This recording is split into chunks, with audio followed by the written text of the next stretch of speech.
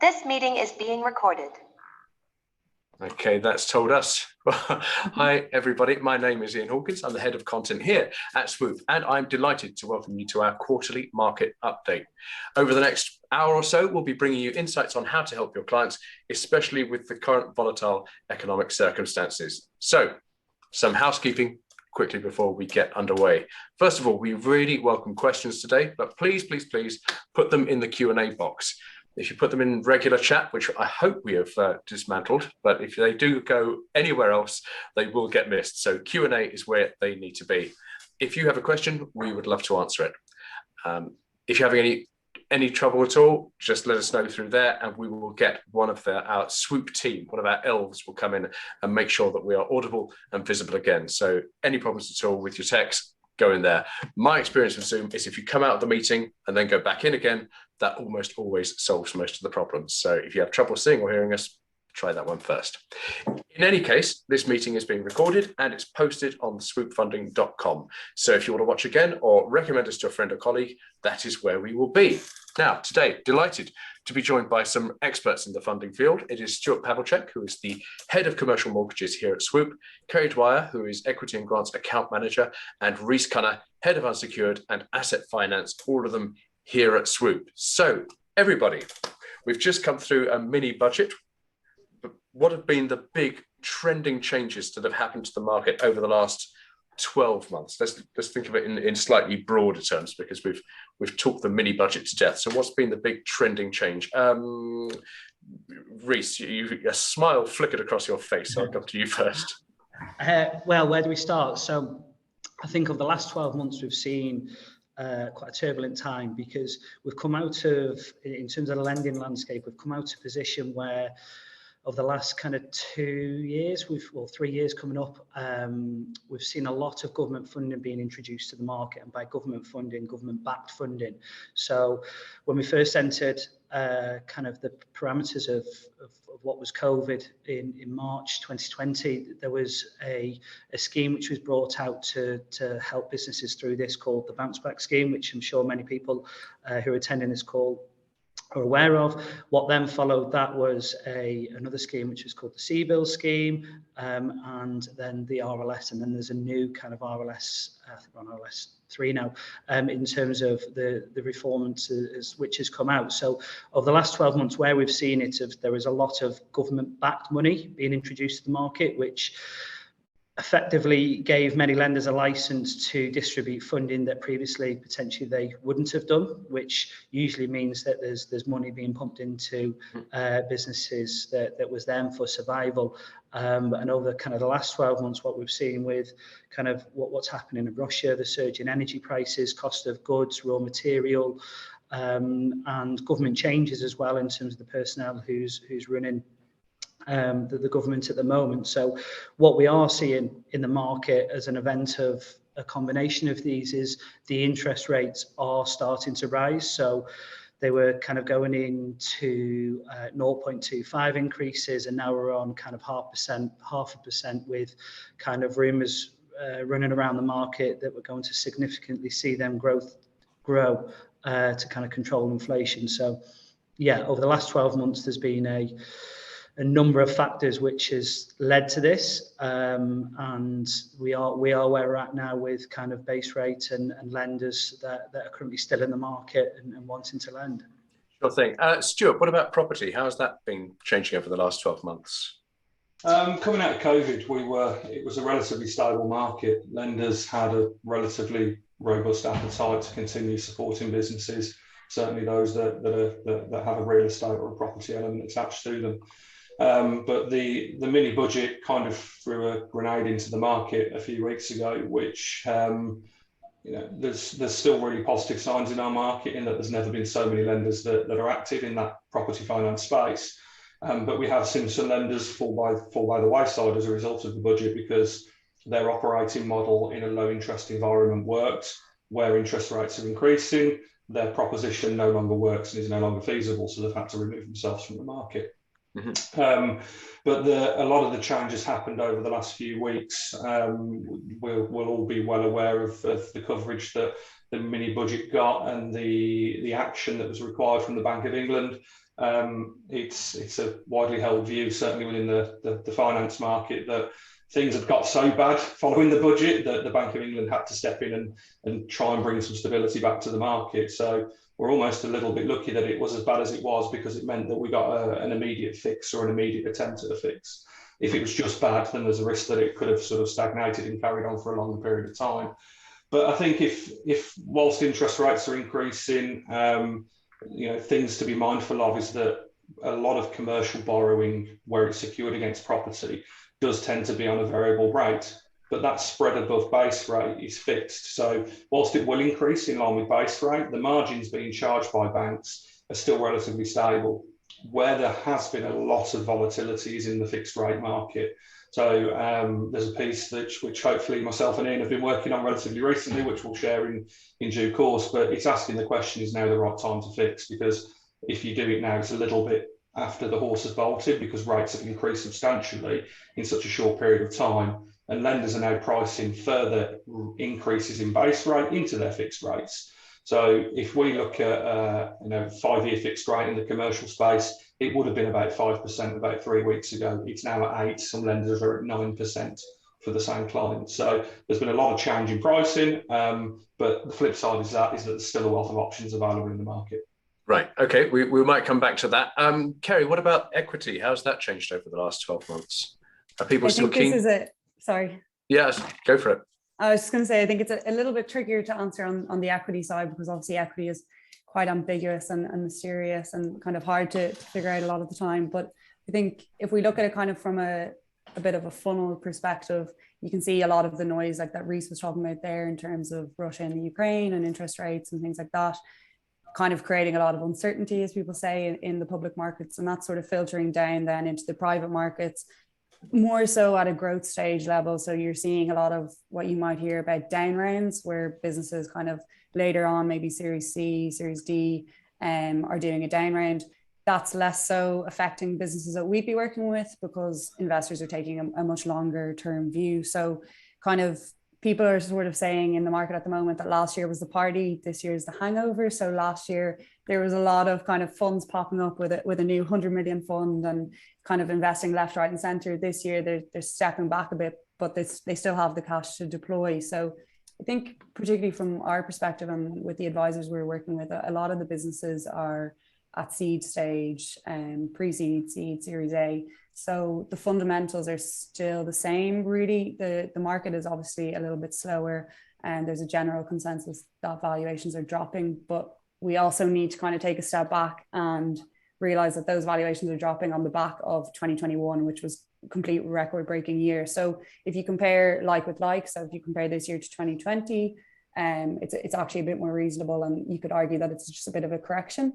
So yeah, I think we'll obviously touch a bit more on the outcome of the budget, but in terms of businesses we're working with who would primarily be kind of SEIS pre-seed businesses and moving into the EIS stage and Series A, the market hasn't changed massively, other than that maybe investors are just taking a little bit longer, have a bit more of an excuse to say no. So you just really, really, really need to have your value proposition strong. And I would also say, particularly at that stage, you can't really be aligning your fundraise to the public markets and what's going on the wider stage. Whereas with the debt side of things, with recent Stu's area, it's obviously much more relevant in terms of what's going on with interest rates and things like that. But the rules have changed on SEIS and EIS as well, haven't they? So surely there's more money out there to pump into these businesses. Yeah. So we've dropped the 45p rate. Yeah. So our team was delighted to hear the news from the mini budget, or not so mini budget last week. Yeah. But yeah, I think I can go into a bit more detail around what those changes are. But in terms of SEIS and EIS schemes, it's important to note that all of those funds have cash that has to be spent in a specific amount of time. So you've got VCTs, which are venture capital trust funds, and they have 3 years to deploy their cash. So they're looking to invest. And the same with individual investors and SEIS, EIS funds. They're all looking to deploy their cash by the end of the tax year. So it's quite hard for our team to really say how much the market's changed now, because it is very cyclical for us anyway. Kind of Q1 or Q4 of the financial year, January to March, is always a bit hectic for us because everyone's trying to offset their tax by the end of the year. So that is when we'll really kind of see how the market's looking then. Okay, so it does look like the government is encouraging equity investment in these businesses. Reece, do you think that borrowing is being discouraged, intentionally or not? I mean, are lenders still lending with the interest rates going up? Yeah, they definitely are lending. What are we seeing? So we're seeing some of the appetite shrink within certain sectors. I was reading a column in the Financial Times actually, and it was basically when you're entering into a potential recession, the first sector that potentially falls is construction due to cost of goods, etc. And we're actually seeing this from lenders potentially not necessarily pull out, but they're starting to not as offer as kind of long-term solutions. They're more short-term cash flow solutions rather than thinking about kind of the next 4, 5, 6, 7 years, etc. On that side. But again, the majority of sectors and lenders that we have, we're actually having new lenders come to market, which is great to see, and not many exiting so far.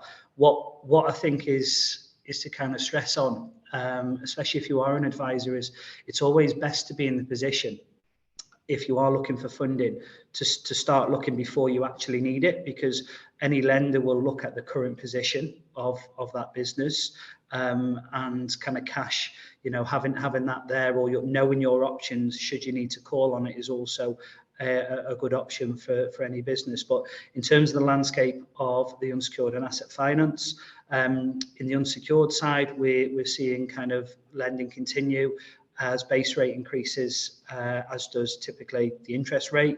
But again, the majority of these facilities are fixed. So if you're taking out if a client takes out a facility today, it's usually fixed for the duration that they sign up to, whether that's 3, 6, 9, 12, right the way up to 6, 7 years in some cases, on that side. So we are seeing that they are being fixed for that period.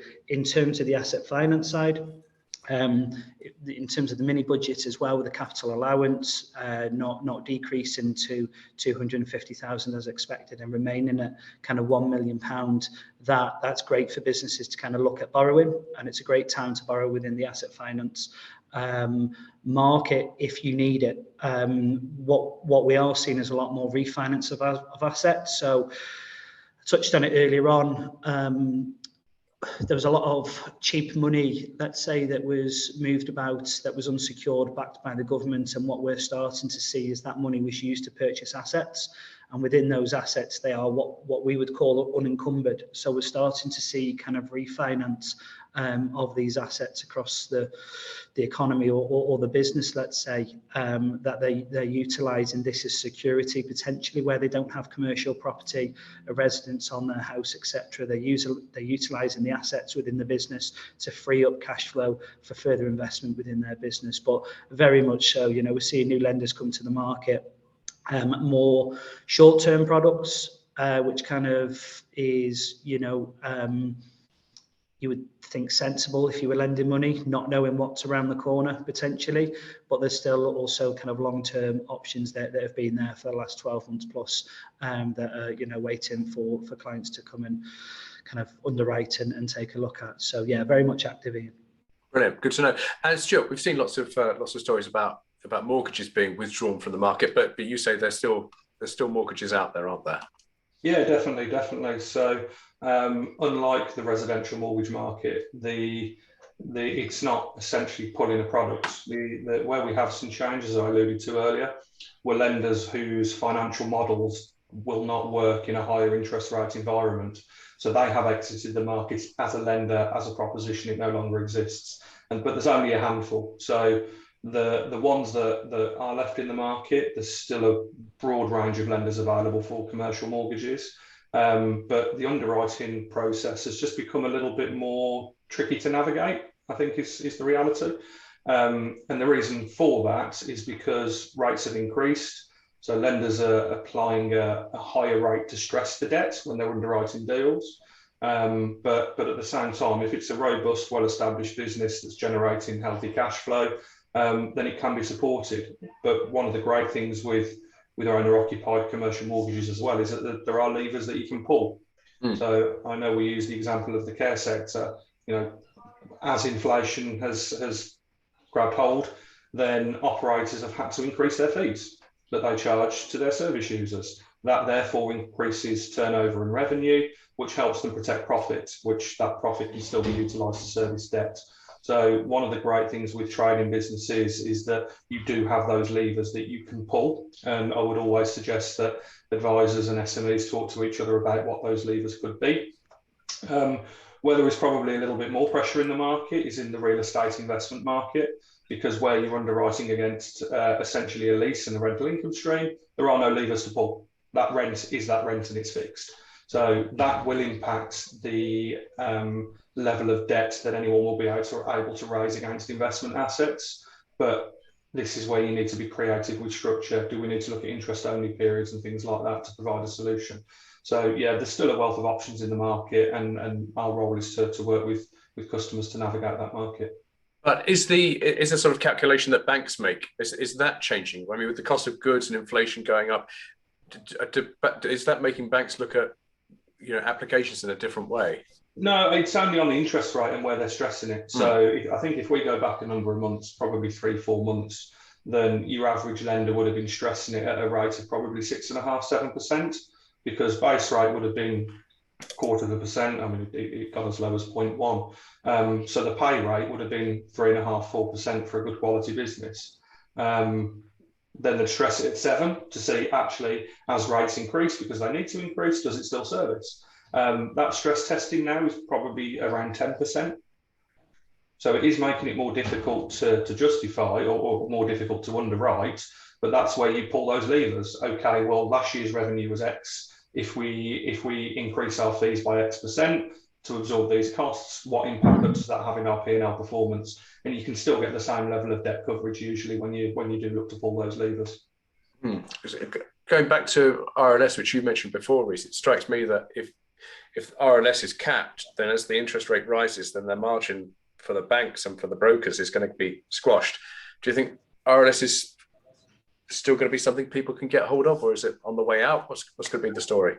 I think it's still finding its feet, to be honest. Ian, I mean, it is capped, but it's not uncapped at an unreasonable rate. Now, many of the distribution of RLS lenders was actually done by the alternative finance market, so away from your typical high street bank, and typically these buy institutional funds. Now that then does come at a cost. So if, for example, it's capped at, let's say, 14.99% and an alternative provider within the market that isn't necessarily lending off their own balance sheet is buying the money in, and base rate increases, that then becomes that there's a cost to that which wasn't necessarily there. So if it is capped potentially as and it's fixed over the period, potentially that is going to squeeze it. At the moment, there's 33 lenders that have been accredited within the RLS on the new scheme. It's a much lower uptake, which kind of hypothetically is the reason why, is potentially they're looking at the cost of funds and the guarantee from the government, etc., and what the uptake would be from a client. Now, it's not the same RLS scheme that was here before this one. They're completely different. They now require businesses, SMEs, owners or directors to effectively guarantee this as well. So there's not the added benefit from a client's perspective either for this. So I think the uptake in terms of the lender's side is actually the cost of borrowing's increasing. There's a cap on it from the government.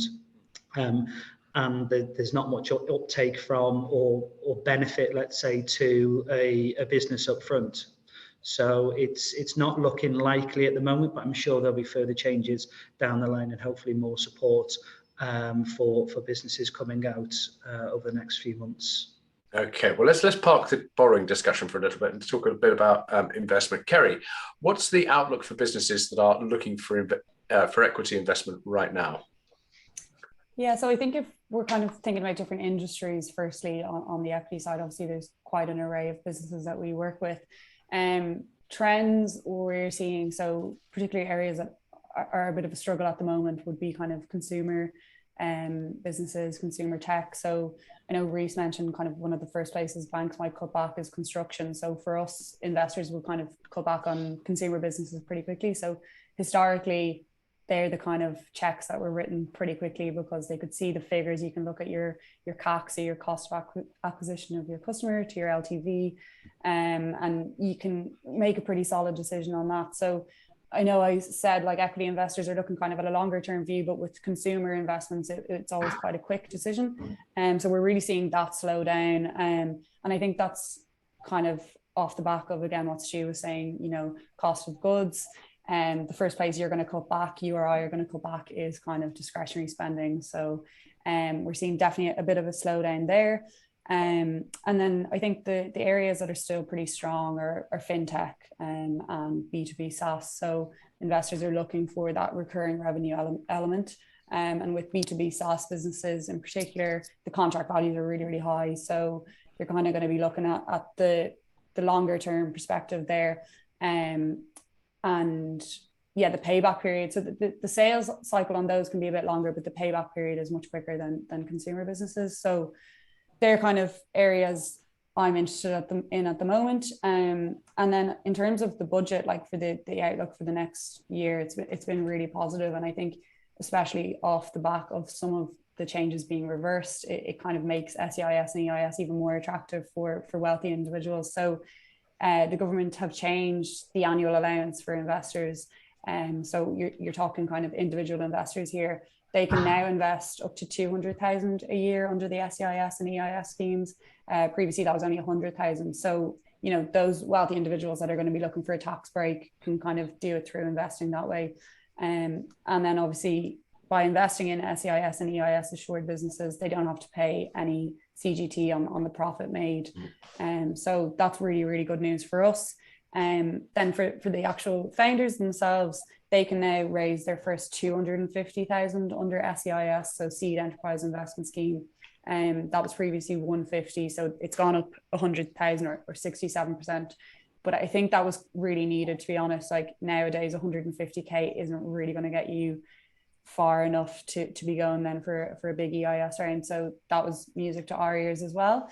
I think for any advisors, it's important to keep in mind when you're speaking to your clients about this, that the changes aren't going to be implemented until April 2023. So if you've raised 150,000 under SEIS now and you've gone on then to move into the EIS bracket, which is essentially just the big brother of that, once you start using your EIS allocation, the SEIS is used up. So if you have a business that maybe has used 150k SEIS and can hold off until next April, I would really recommend that, because you know you've another 100k there to use that tax incentive.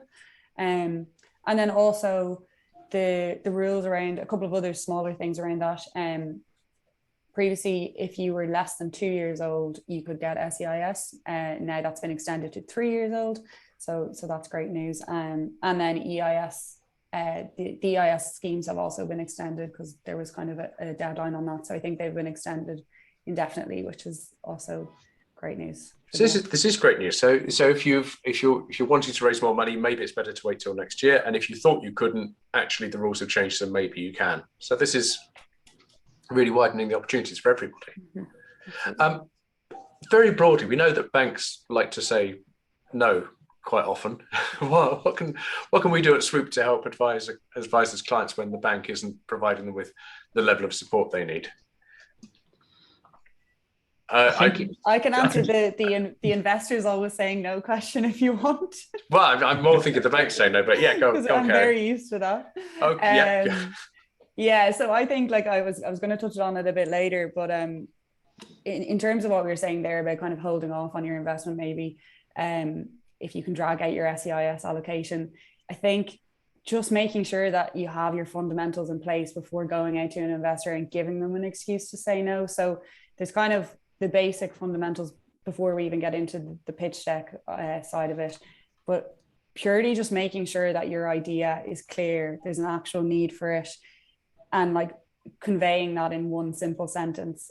So I know people often use the example of Airbnb. They got their solution across in one line, how they benefit tenants, how they benefit landlords, whatever you want to call them. And then also the wider market opportunity was all conveyed in one sentence. So just having that really good idea, and then also making sure that the market opportunity is there. So when we say market opportunity, we kind of need to look at it in a kind of a two-pronged approach. So there's kind of the validation side of it, but then also the actual market size. So, you know, your market size might be huge, but can you actually validate that there is a need for that? And like oftentimes we see businesses come up with a prototype and kind of test that out and really validate that there is consumer demand there. Or again, going back to the Airbnb example, they always kind of say, you know, they saw Craigslist was showing the demand in the market, so they came up with a much more innovative solution on that. And then I think kind of traction is something that I get asked a lot about. So what exactly is traction, and how do you show it? So a lot of businesses that we work with might be pre-revenue and kind of say, well, how do I actually show traction so that investors can't say no to me? And I think if you're pre-revenue, you really need to be able to show some users, and the key figure that investors are going to be looking at is the growth there. So growth on growth on growth on the users, the number of users you have, depending on what type of business it is, obviously.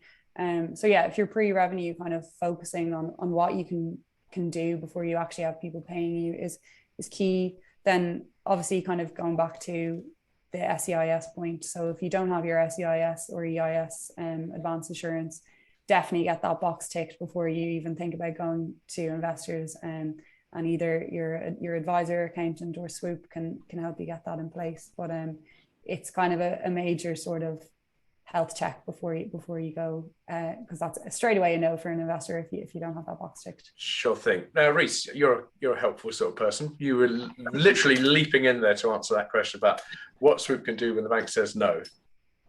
I think it is essentially speak with clients, and I suppose the range of what we can provide. You know, we're not just an intermediary to lenders and institutional funds. You know, we do offer grants kind of help as well, and support along with the equity.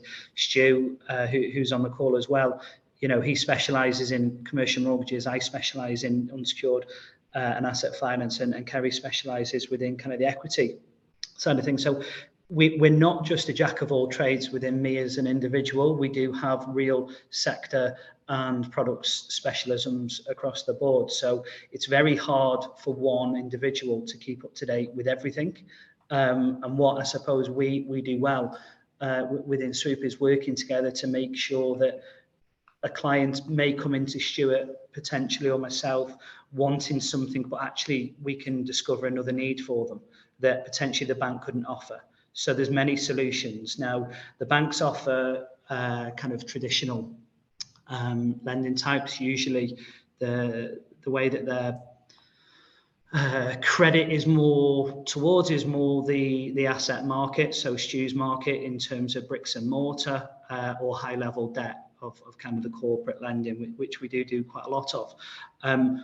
What we can do is, if the banks do say no, is there's a range of solutions. So what I'm trying to say is there's products out there that the banks don't look at, which are either specialisms within sectors, they could be specialisms within kind of certain niches, and we've got the lending panel to kind of support businesses through. So ultimately, you know, when they do, you know, if the bank does say no, make sure that you and your clients, if you're an advisor or if you are a client, you're speaking to the right people. You're not speaking to someone about a product and they're trying to kind of put you in one position which doesn't fit. Make sure you've done the whole research of the market and you're speaking with the specialists within that market, because 9 times out of 10 there's always an option that's available for clients. Whether they take it or not is a different story, but at least they've got the option of what's available. And it's also the support. What banks aren't doing, Ian, is they've pulled out to the relationship side of the market, and that's then reliant on brokers, introducers. Many people who work within Swoop are ex-bank, so that says something when, you know, that we're not all working for a lender and we're working for a panel of lenders now. that we've got the choice of kind of placing any clients with the right lender due to knowing their product inside out. And the advantage of that is, of course, that you do the right one for the client, not the one that you just happen to be selling at that time because you fell into working for insert name of bank here. Stuart, anything you'd like to add on that one about being helpful when the bank isn't? Reece covered quite a lot of ground with that, and there's a lot of similarities really with what Kerry was saying about being ready. But one thing that we do see a lot of more than ever at the moment is that business owners and property professionals aren't even getting a no. They're struggling to find the right person to speak to within their bank. Just this week, one of the guys was telling me a story that a customer who banks with a high street bank, they've tried for 2 months to try and get a facility agreed with them, and they couldn't do it. And then they spoke to us, and within 10 working days, we've delivered a fully credit-backed offer from another bank. So, but I also think it's the advice and the support side of things. Reece is spot on. A lot of the banks have got rid of that frontline support and those relationship managers, and we're essentially filling that role for them now, where we are the modern day relationship manager. We'll take the time to talk to somebody, understand their business. Real key point is that we'll structure it in the right way for the clients. We don't work for the banks, we don't work for lenders, we work with clients. So we structure it right for the client to make sure they get the best outcome that's possible, rather than a lender structuring it and it being fixed in the way that they want it. So I think it's that collaboration and that getting ready piece. There's a lot of similarities on our side to what Kerry was talking about on the equity side, is that if you are looking to refinance, you need to get your house in order. If you're looking to raise finance, you've got to get your house in order, get all your accounts as up to date as possible. Up to date management packs are vital now, where we see wild swings in costs and increases in revenues. Management accounts are really key, bank statements, having all that information to hand and being ready and forearmed to have those conversations will only stand you in good stead and improve the probability of getting a positive outcome. Okay. I think, Ian, just on that, I think that the question was kind of if banks say no, but I think you can also reverse it if the banks say yes as well. Many kind of the advisors that we work with, if they're already in talks directly with their bank, it's the sense checking of, is this the right deal for the client? And making sure that they're speaking with, an independent specialist that can actually look at what terms have been offered and trying to shape potentially and advise, how potentially they could structure it better. And this may be with the existing lender that they're already in contact with. It doesn't mean that, we will necessarily get involved, but we're there to help advisors and clients get the best outcome. So in 12 months, 2 years time, potentially if the fixed rate's up, then, we can then have that conversation and keep in contact with that client. So I would say if a lender does say yes as well, then, we're more than happy to just sense check that and see if there's anything we could do to benefit the clients and how far down the line they are on that side as well. Okay, great. I've got a couple of questions that have come in from the audience. So there's one here from Steve Camilleri. And his question is there funding for law firms who have fees delayed in the courts due to COVID? It's quite a specialised one. This high street bank has turned a client of ours down for BRL. What do you think, Reece? Is there a solution that springs to mind for you on that one? There is. There's actually specialist lenders in the market which will look at this. I obviously won't go into kind of detail now, but if we can kind of touch base after this, there's definitely something and a solution which we should be able to kind of support you with. Okay, Steve, so the high street bank is probably not the best place to go for your legal client. Another question that's come in right before through the registration, which is the government considering 100% backed loans for SMEs? Now, I'm guessing that we don't know what the thought processes of the government is. Does this sound like something the government will be doing, Reece? I don't know is the answer. During the, let's say, the pandemic, when we were in the heat of it, they're only securing up to 90%, but they were paying an element of the first 12 months of interest. Will they do 100%? Probably not, because would lenders be lending responsibly? who knows if it's going to be guaranteed money back in, if it ticks, a certain criteria. I can't see that happening, but I can see there being a rejig of government support schemes of what we've seen over the last certainly kind of 2.5, 3 years, and now I can see a rejig on that to kind of stabilise the interest rates, etc. That we're seeing potentially to aid that. What that will look like, who knows? Okay, let's have a quick look here. Question for you, Kerry, actually, about startups. So is there any good advice you've got for startups that are looking for an equity investment for the very first time? Yeah, so I think, again, I would take a step back and firstly just maybe decide if equity investment is definitely the right route for you now. And I think we'll probably go into a bit more detail in terms of kind of your overall funding landscape. But once you have decided that equity investment is the route you want to go down, obviously the things I touched on there are vital in terms of getting your ducks in order. But in terms of the pitch deck, kind of you sort of need to see your pitch deck as your CV. So trying to get your pitch deck absolutely immaculate is absolutely key. So you really only get one chance with investors. So the first kind of absolute vital point I would get across is the length of your pitch deck. So we don't recommend pitch decks being any more than 12 to 15 slides. And we use DocSend, where we can send pitch decks out to investors and we can see how long they're viewing individual slides. So we know how long they hang around and how long they hang around on specific slides as well, which is great. But yeah, so once our team sees a deck that's kind of anywhere over 20 slides, it's pretty quickly a no. And the feedback is, this, and this, essentially cut it down and then go from there. And again, on that point, limit your text and your jargon. So I was speaking to one, investor last week who said he reviews over 60 decks a week. And we do similar, we review hundreds. Because you're reviewing so many decks, you want to get the point across very, very quickly. And in all honesty, it just needs to be in simple layman's terms, not trying to impress too much. So I think get rid of any jargon at all and really be able to get your point across in the first 3 slides. So what problem you're solving and what exactly is that solution, and really quantifying that problem.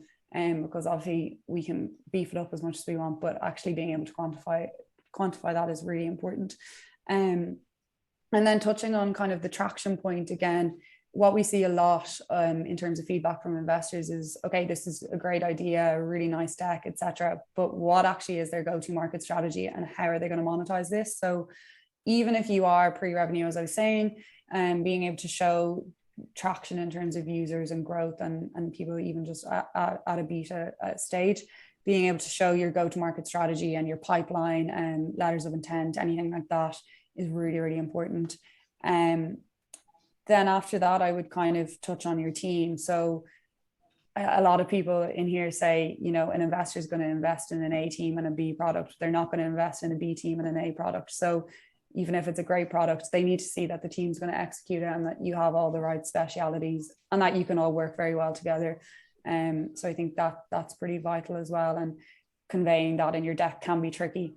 And then I think obviously the raise, for some reason, a lot of businesses seem to leave out what they're raising and what they're going to use the funds for. And obviously that's exactly why you're creating a pitch deck in the first place. So really just put some time into that, bit of a pie chart around use of funds, what you're going to use them for. Ideally, it's not all just staff. Show what R&D you're going to be doing, your marketing plans. Again, if there's a gap in the team, bringing that into your raise, so why you need those funds. And then creating a little bit of FOMO if you can. So if you can show that you have a lead investor or some interest, even if it's a few angels or family and friends that have expressed interest, being able to create a little bit of FOMO. As we all know, a lot of investors are sheep. So just the herd mentality there goes quite far. And then, I think just like, again, back to the kind of CV point and keeping it simple, aesthetics are very important. So I was actually speaking to an accountant, Jonathan from Gravitate. Don't know if he's on this call, but he did a lovely job at one of his clients and just made it really, really simple the whole way through. And goes back again to the investors saying no. It gives them a lot less wiggle room to kind of come up with an excuse when the deck's in good shape. So yeah, they'd be my kind of key points. Probably missed a couple of things. I guess you've got to remember that it's a human being at the end of it who's actually Exactly. got to make the decision to spend the money. So treat it like a sales job, and don't forget how much money you actually want. Okay, good. An anonymous attendee has said, are there any tips for businesses looking to grow post a CVA agreed during the course of the pandemic? From a traditional lending point of view, they wouldn't pass your standard credit checks. Who would like to take this? I don't mind jumping in on this one. Go on, Stuart. So certainly the property finance market is wide and varied. So the answers that you'll get from me and Reece will probably differ quite considerably. But a lot of the lenders that work in the sort of commercial mortgage and property finance space are what we call storybook lenders. So similar to what Kerry's just been explaining there in terms of the pitch deck and essentially setting the story and setting the scene. That's something that we do on pretty much every property deal that we have. So if that story makes sense and there's a way out of it and there's good reason and it passes the common sense test as to why CVA was entered into in the first instance, then that doesn't necessarily need to be a barrier to finance. What it will impact is the cost of the products that they end up raising. So, a traditional high street bank isn't going to touch that. It certainly won't fit their criteria or their appetite. But there's sort of 3 or 4 different tiers to the property finance market, and you will find possibly a tier 2, tier 3 lender. If there's a reasonable asset that can be used as security for the debt, they'll take a view and go, actually, this story makes sense to us. We can understand why it happened and look to provide a solution. But I'll hand over to Reece because there'll be a different answer for the U&A market. Okay, Reece, pull that apart. It's not a different answer. It depends on the level of lending and what the story is behind it as well. There's different criteria of lenders. There's also different limits to what lenders can go to, depending on storybook and your algorithm lenders that are on TV, etc., and are kind of promoting themselves much more of a volume-based lender rather than a potential an intermediary who necessarily knows what they're doing and may have been on credit courses previously to understand how a structure is and how they can revive and different things. So there are lenders out there, but it's not a very common success story, let's say, and it's getting less common now as kind of credit and cost of living and etc. is increasing. So yeah, there are options available, but there's not many. Okay. I'd like to do a quick run around the table on this one, which is that I know that in the Swoop office, we're very, very fond of saying cash flow is king. That is shortly going to be a motivational poster up in our reception, I'm quite sure. But what can advisors do to help their clients manage their cash flow during the next 12 months? It's going to be tricky. So let's start with you, Kerry. What can advisors do to help their clients manage their cash flow through the next 12 months? So I think if we go back to the likes of consumer businesses, they should potentially look at some options like revenue-based finance and things like that, and hold off on the equity side of things. Reece might be able to touch a bit more on that, but I'm not so much of a debt expert. But other areas where we're seeing actually a lot of interest is particularly on the equity side, is businesses who've just done an R&D claim or they've won a grant and being able to get advance funding on that. Just to kind of extend the runway a little bit, as you call it. I think obviously in those scenarios, sometimes debt can be seen as kind of expensive, but if you consider the trade-off of, dragging out your equity round a little bit, it's definitely worthwhile. Yeah, and then the other things obviously to consider, just make sure you're looking at all your options in terms of a startup loan. I think people often push that to the side, but we're big fans of startup loans.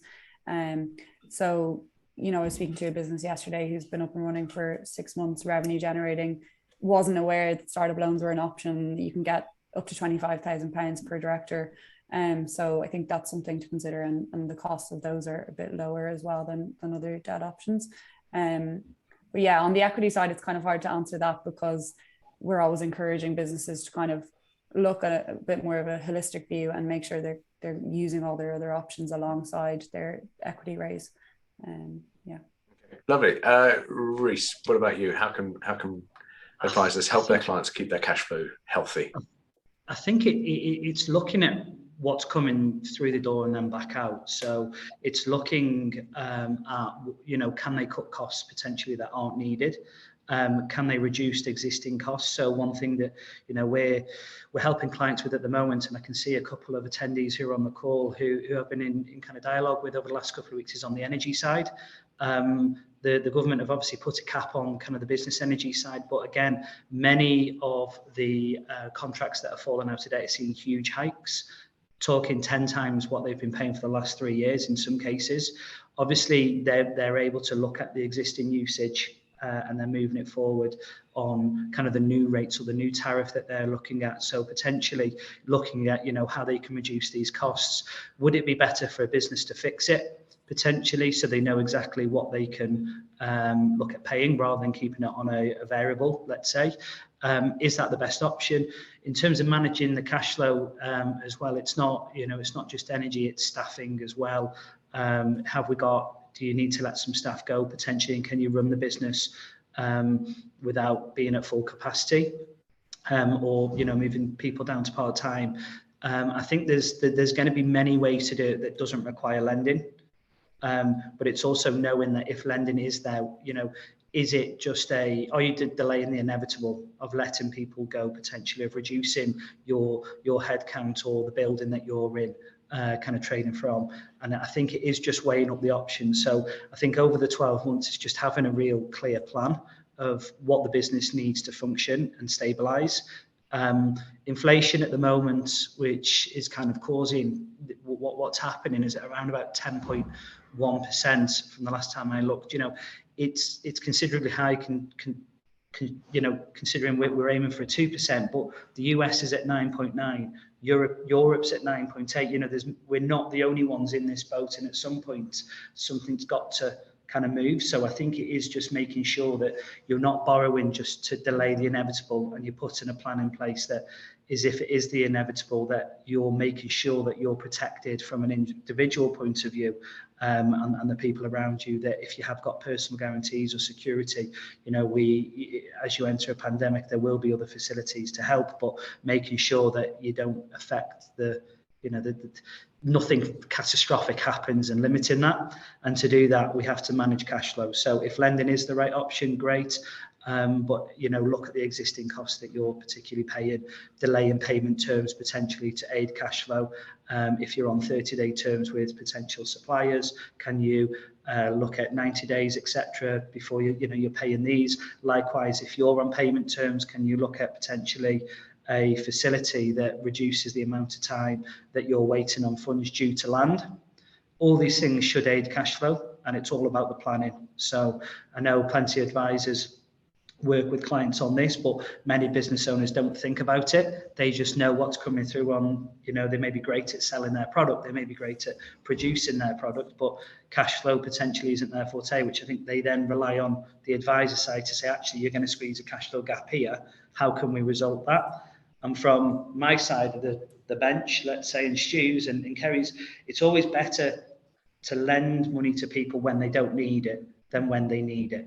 One is your interest rate is much lower at this time, or should be much lower, but also, for peace of mind, and decisions that you're making in the business aren't going to be rash if you do have a war chest to rely on a rainy day. Okay, was touching on that a little bit. Sorry, Kerry, yes, go on. I was just going to say something small to add to that as well. I've been speaking to a couple of advisors recently who had clients with suppliers overseas, so just to keep an eye on your FX costs and see if you might have some savings there, because we have seen some significant savings. That is a great point. That is a great point, and I think it's something that I'll raise now in terms of the FX side. The typical high street banks charge an absolute fortune for this. There's many alternative FX providers. I know we've partnered with many and managed to save clients money, but it is a real saving that if you do have an international business or paying people abroad, us ourselves at Swoop, we use them as well, with operating kind of across the globe as well. So it's definitely worth picking up that on a cost saving. Or an American client 2 weeks ago was definitely the time to get paid in dollars, wasn't it? Quick note here from Steve Camilleri again. He says, we provide support and services to businesses that are finding cash flow very tight, often leading to the owners trying to do the task themselves, which isn't usually successful. We make our clients loan or investor ready within 6 months, and then they pay us back. So, this is a nice quick thing. If we're looking for bullet points, or Steve is, what are the 3 main things lenders look for when considering lending? Stuart or Reese, I think, if you can give me your 3 quick bullet points. Before I do that, can I just say one thing about the cash flow side of things as well? In terms yes, please. Cash flow. So a lot of businesses that we work with, where they are underpinned by real estate and there's property sitting in the background, your commercial mortgage or your property finance payments can be a considerable burden on cash flow. If you have, or if you've taken existing debts throughout COVID or C-bills, or you've a load of asset finance and you've equity in those assets, use that equity. Your existing lender will not stretch the debt over a longer term, but a new lender would. So if you can manage your cash flow by stretching your debts over a longer period of time, that's something that we can also help with from a cash flow perspective. Coming back onto that question, so for us, there's essentially 3 key areas that we've got to get a lender comfortable with. The first one is experience. Do they have experience in the field in which they're looking to operate, or the field that they're operating, and what does that experience look like? The second one, and probably the most important one, is does it service? Does the business generate sufficient cash flow to service its debt? And then the third one, everything that we do is real estate backed. So is there a sufficient security buffer, i.e. has the client got skin in the game? A lender's not going to lend 100% of a business or a property value, but they will lend 65, 70, 75. So as long as the incoming buyer or the operator has that skin in the game, that 25, 30%, then there's a viable deal there. They're sort of the 3 key areas that we look at. I think Ian had because she was going back, another point I had quickly written down here: security, serviceability, and management. So there's my 3 bullet points, I think Stu's just elaborated on. Brilliant. Well, in that case, we're all agreed on that. Kerry, do you want to disagree with that, or are they right? No, I think obviously it's slightly different for equity, but the idea of the founder having skin in the game is a big plus as well. And then on the serviceability point, it's more so around your cash flow projections. So similar vibe, but just slightly different angle. But yeah, I'd agree with all that. Brilliant. Just a quick one, because I think we're nearly coming up to time, but are there any other funding options that people's clients should be considering that we haven't touched on? Kerry, yeah. I think grant funding we kind of we haven't talked about, but it's a big area where we get asked a lot of questions on. So obviously with Swoop, we have the grant finder tool, which kind of helps people to narrow down grants they might be able to find. And a lot of local grants actually seem to be quite hidden. So we do a lot of research on that and trying to find different local grants in different regions. But particularly on the innovation grants. So a lot of clients that are looking for equity funding might be doing something in the space of climate tech or health tech, anything kind of innovative really. So they should be considering grants that they might be eligible for. The innovation grants landscape is very competitive, but if you have a specific project that you feel you could kind of get a grants angle around, obviously that can be really, really beneficial, non-dilutive. There is an upfront cost if you use a rider, but you know, you can get a huge amount of funding from it. So I was speaking to a client yesterday who was giving out about the effort of a grant application and managing the grant process, and I was kind of laughing because he'd won £140,000. So it's like you can't really complain too much. But yeah, I also just on the lower end of the grant scale, kind of just keeping an eye out for grants that might be there, you know, for training or for having apprentices. Well, yeah. And different things like that, just exhausting all options, I suppose. But yeah, appreciate that the grants landscape can be as mysterious as the equity landscape as well. Yeah, but you're giving up a lot less if you manage to get a grant. I can see Reese is champing at the bit, so I'm going to call in Stuart. Stuart, have we missed that? No, because I know he's going to give me loads of ideas. Stuart, anything we've missed? Yeah, definitely. Bridging finance. It's a market that's boomed really over sort of the last 7-8 years. and it can be quite a murky market. But just one key message really to advisors out there if they're working with clients that utilise bridging finance. As things get a bit more difficult in terms of the wider economic climate and things get a bit challenging, don't get involved in a race to the bottom in terms of price when it comes to bridging finance. There are quite a few firms out there who can be quite ruthless when it comes to if things go a little bit wrong. So in view of the economic climate that we're sort of in at the moment and the headwinds that we're going to face, if bridging finance is utilised by your client, don't be driven by price. Actually talk to a professional who knows the market and understands how these lenders behave when things don't quite go to plan, because some are very quick to pull the rug from underneath the client, others will work with somebody a lot more, and it's worth having that peace of mind that you're with a lender that will be supportive when things get hard, rather than somebody that will just pull the rug at the first sign of difficulty. So yeah, just talk to us about that, because it's a market that we've got a very good grip on. Sure thing. Thank you, Stuart. Reece, I will let you sweep up the rest. You've got a couple of minutes. Go for it. There's a few bespoke products, particularly in the unsecured side, to help businesses. One being a VAT, which is bespoke to paying VAT to HMRC. The last thing I think any business wants is HMRC potentially, closing them down or chasing them down on that side. We've also got bespoke funders within businesses that focus on marketing, so we can cover the cost of marketing. They can spread the payments.